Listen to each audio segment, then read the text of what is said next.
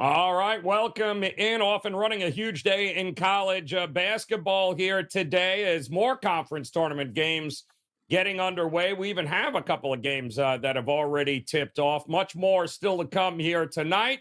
We're going to break a few of these games down for you. We've got some best bets and we've got a little T and A, some trends and angles with the pen. Mr. Ralph Michaels joining us here today, along with Bryan Power, BP in the house, ready to go. Gentlemen, let's get diving right into this here. Big slate of games here today. And BP, we're going to start out west with you. Game number one on the, as we count down the existence of the Pac-12 here. Cal taking on Stanford here tonight. I believe 4 is what we are seeing with Stanford. Tell me, which is the right side here? Is Stanford packed it in? Well, Joe, yeah, first game up here on the show, but of course, the last games to tip off here on the Thursday slate. Late night degenerate special. Shout out Drew Martin here on that one. But Cal's a very interesting team to me, guys. Much of the year, if you sorted by Ken Palm's luck ratings, you'd find them near the bottom. And normally, for someone like me, who with my handicapping style, that would indicate a play-on team. But as I would go through the games, compare the line to what my power rating said, I would find, Joe, that the Bears were kind of consistently overrated by the odds makers. I don't know if there was just this sort of collective anticipation that they were going to get back on track or what, but they started 0-3 straight up and against the number in Pac-12 play. Madsen's got them playing better of late, but they're still 4 games below 500 coming into tonight's finale at rival Stanford, and it's a short number, and this is Cal's 3rd straight road game. What have they done in the previous 2? Well, they lost by 10 to Colorado and by 29 at Utah. So not exactly fine form from the team from Berkeley. So I'm going to be laying it here with the Cardinal. They're favored. Very interesting that they would be still favored. I know it's at home, but they have lost 6 straight. Odds makers, I think, kind of tip in their hand with that one. Spencer Jones, he's missed the last 2 games for the Cardinal, but this is a team that has 5 double-digit scorers overall. And it's a revenge spot for Stanford in addition to being a rivalry game. Back in January, they lose by 2 at Berkeley, but Stanford was ahead at halftime. Looking at these teams, their statistical profiles, both of them give up a lot of points. The difference for me is at home, okay, Stanford shoots better than 50% from the floor.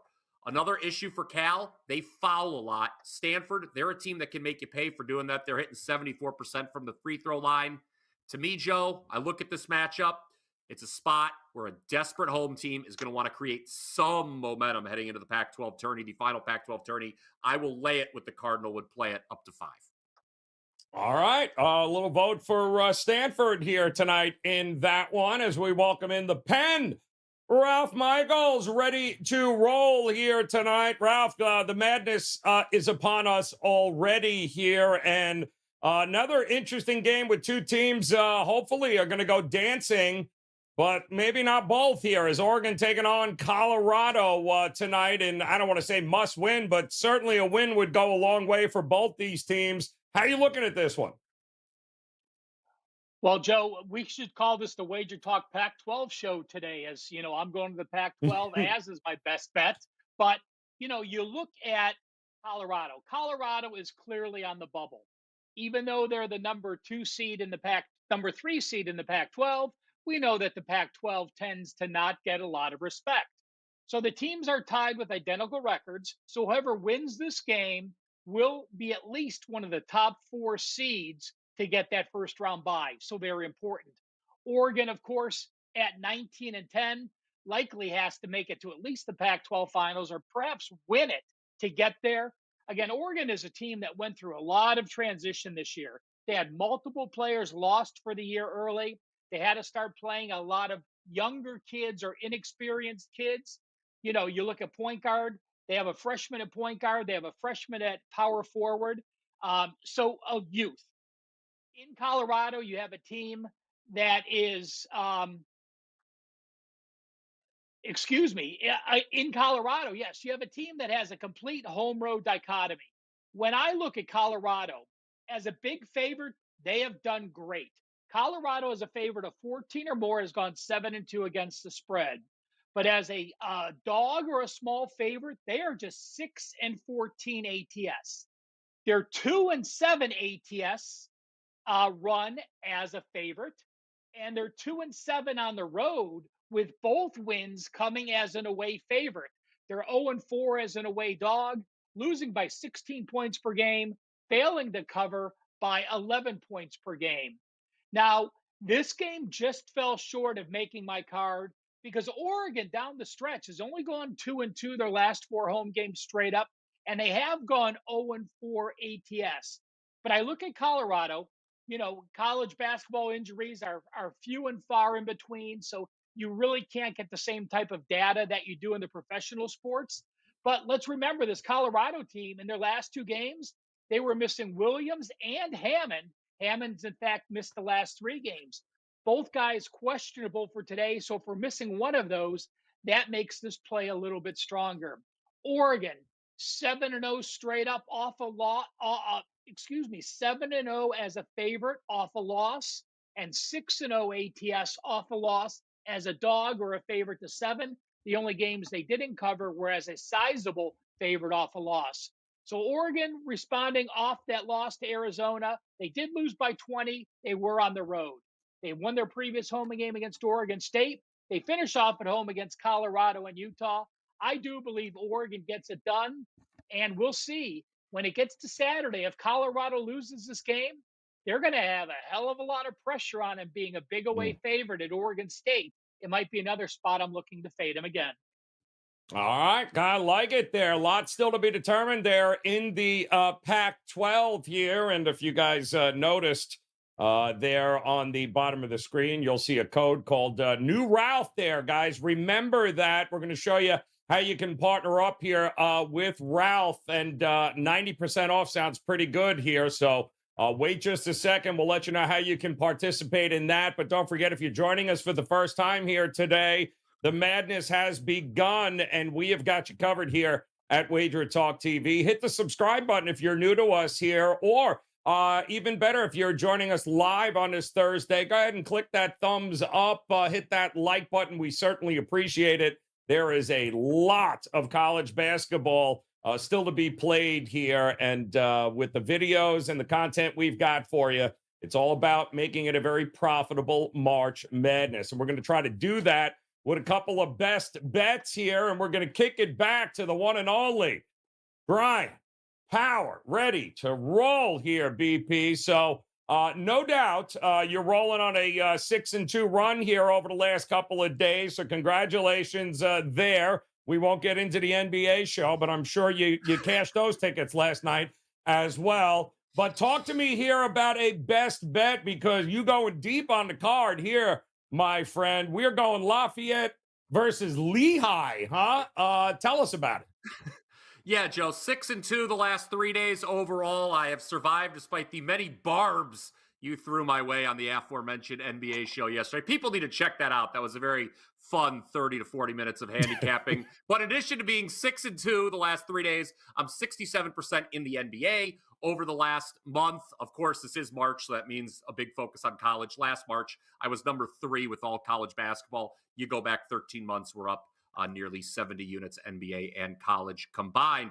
I've got 4 plays for tonight. One of them is a soccer play in the Europa League, which is about ready to go off, Joe. I know that's a competition you've been paying close attention to. I've got 2 late-night NBA plays, and I've got this college play, which I'm going to give you for free right now. It is in the Patriot League, and it's a very interesting handicap because the 6 seed, guys, Lehigh, is the favorite on Lafayette's floor. And man, I think I agree Lehigh's the better team. They're slightly higher in my power ratings. They're slightly higher at KenPom, but I think Lafayette deserves at least a little bit more respect than what they were getting. Now, I got this at +3.5. I said in my write-up, I'd play it down to +1, so it's still a play. You may want to reduce your bet size because, as you can see on the screen, it's now down to +2.5. But here's the thing. It's a double revenge spot for Lafayette, okay? I like to look at teams in these conference tournaments that come in with double revenge. I had one last night, an outright win with Wagner against Sacred Heart up in the Northeast Conference. And you look at the 2 games these teams played, Lehigh and Lafayette, in the regular season. One of them went to double overtime, and Lafayette they were winning 41-27 at half. So it's not like they played poorly in both games, in either game, I should say. Lehigh, they just played too many close games to trust laying points on the road. 7 of Lehigh's last 13 games, guys, have been decided by 4 points or fewer. In addition to that, again, we saw it last night with Wagner Sacred Heart. It is very difficult to beat the same team 3 times in the same season. Feels like Lehigh due for a little bit of defensive regression, guys, after holding their last 5 opponents to 62.8 points per game. For the season, they allow 69.4 in conference play. And at the same time, Lafayette, they can only improve at the offensive end because they've shot 38.6% their last 5 games. I think the home team comes out motivated here by the fact they're a dog. Take the points. Lafayette, best bet for the show on Thursday. Woo, going deep. But you know what? Still cash the same, man. That's all that matters, BP. All right, it's been a great couple of days there. Looking to keep it roll. Make sure you visit him at his page at WagerTalk.com. And, of course, make sure you visit this guy here, Ralph Michaels. You guys see that right there? There's an opportunity for you to hop on board with Ralph. Certainly hope you'll do that. Ralph, tell him about new Ralph, that promo code, and talk to us about another Pac-12 best bet you're rolling out for us here tonight. Well, Joe, just so everybody knows, new Ralph gets 90% off today's package. It is only for first-time users or second-time users. So if you only made once ever purchase at WagerTalk or you've never purchased anything, you can save 90% off today's package. Oh, yeah, I guess 90% is a good mark because I'm on a 9-0 run. I've been number 1 in March 2 of the last 3 years. I'm currently on a 67% run this March, and I'm number 3 in profit at WagerTalk. A great time to try me for one day, the $149 college basketball special, or a 30-day all access. One last thing, Joe. I also posted on WagerTalk today 3 conference tournament TNA situations. Appreciate it, Robert, for showing it up. I posted this on Twitter. But if you ever thought about how teams that are off back-to-back wins do against teams off back-to-back losses, how teams do that won the first 2 games, and how teams do after pulling that big upset against the higher seed that's rested, I think you'll find that information quite valuable and very interesting. Again, at Cal Sports LV. Enough bookkeeping. Sorry for babbling so long. Again, I'm sticking with the Pac-12, and I am going to go with USC. Does a team that's only 12-17 deserve to be this big of a favorite? Well, again, you got to remember this USC team had the Bronny James issue. They had a couple other injuries early. In a stretch from January 10th through February 1st, they lost 7 straight games. But let's remember, Collier, their best player, missed 6 of those games. Boogie Ellis, their second best player, missed 3 of those games. Now they're both back. Now they're playing better. Yes, they are 3-2 the last 5 games. Losses to Washington State, not a bad loss. A loss to Colorado, again, not a horrible loss. They lost at home in double overtime. When I look at USC's weaknesses, there's 2 of them. What's surprising is you think if a team is tall, has an average height that is very above average, you think they're a good rebounding team. USC is actually number 7 in height with their big front line, but they are a miserable rebounding team. So those big guys do shoot some threes. They don't really crash the boards.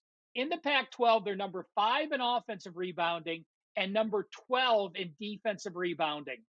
That doesn't play as a negative here because Arizona State is even a worse rebounding team. They are dead last in offensive rebounds, and they are number 10 in defensive rebounds. The other thing USC does poorly, 3-point defense. They're number 334 in the country. Well, guess what? ASU is a putrid 3-point shooting team. They're number 318 on offense. So the 2 big negatives USC has, rebounding and 3-point defense, Arizona State not able to take advantage. USC, 52 and 54.4% shooting in their last 2 games. Arizona's last 4 games, 36.2%, 38.6, 49.2, and 35%. I like USC here to finish strong. Yes, they host Arizona on deck. but they need to just take care of business and win this game today. Color me the Trojans tonight to knock off Arizona State. All right, Andy Enfield will get it done here for SC tonight over Arizona State. It is a loaded card, to say the least here, guys. And let us not forget about our friends at the Gold Sheet. They, too, have a play they are focused in on. And, yep, it's going to involve Stetson, I believe, number 2 seed there in that tournament, taking on Jacksonville, laying 6 here. And they go on to tell you in this write-up how Jacksonville went 0-8 on the road in conference play. Not great. Stetson has won, in fact, the last 4 meetings by an average of 11 points per game. Not to mention Stetson is a little well-rested here as Jacksonville. This will be their 3rd game in 4 nights since they really had to make it to this point through the play-in game. So if you're looking for a play tonight, Stetson laying 6 might not be a bad choice, and we encourage you to head over to goldsheet.com. Check out the other write-ups that they have, and, of course, game breakdowns, previews, stats, everything you need to know about the slate of games coming up here tonight. Brian told you about it, of course. Brian Power, he's ready to go here. Ralph, don't forget that new code. Those for you that are joining us for the first time here or new to Wager Talk, use that new code, New Ralph, guys, 90% off. His best bet package here tonight over on his page at wagertalk.com. The madness is upon us. We appreciate you hanging with us, guys. We'll be back tomorrow for a big edition, a Friday edition of College Basketball Tip-Off Show. Until then, best of luck with all the plays here tonight. And make sure you click on that video on your screen right now if you want to check out some of the other game previews and best bets for the biggest games on the slate here tonight. We'll see you again tomorrow. Good luck.